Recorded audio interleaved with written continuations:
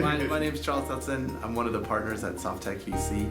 We're a very early stage technology investment firm based in Palo Alto, California, with offices in San Francisco as well.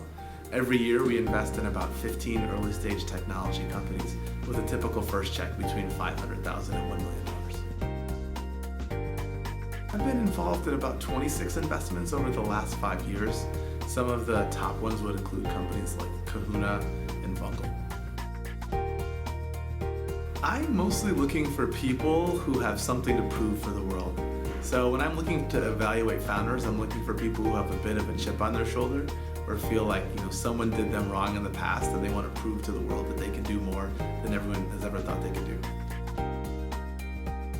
Yeah, great teams are the hardest thing to find in venture capital. I tell my partners all the time, great teams are the real scarce asset in this business.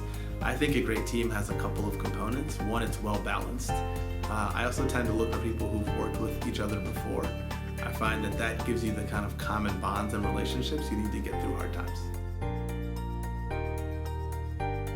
I know this sounds funny. I think having a really good idea matters.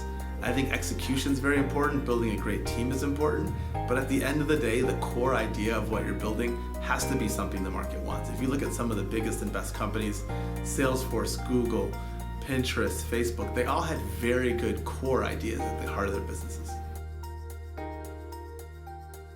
I think a lot of startups, you have to have, to build a really big company, you have to, in my opinion, 4 things have to go your way. You have to have the right team, you have to have the right product, the market has to be ready, and the timing has to be almost perfect.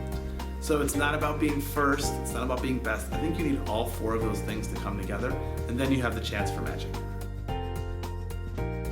I think that's a great question. I think every 3 to 5 years in Silicon Valley, we get a new investment theme, something that we didn't understand before.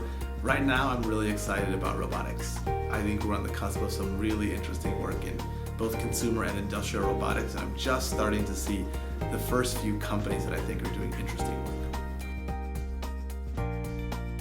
Oh, I think it's going to be a 5 or 7 year trend. Most of these things seem to be that way. Social, the early days of social, that was kind of a 5 or 7 year thing.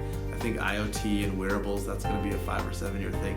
That typically seems to be how long kind of the primary way for these cycles last. The bubble question's a hard one to answer. I definitely think that prices for startups are high. I also think the market opportunity for startups is really high.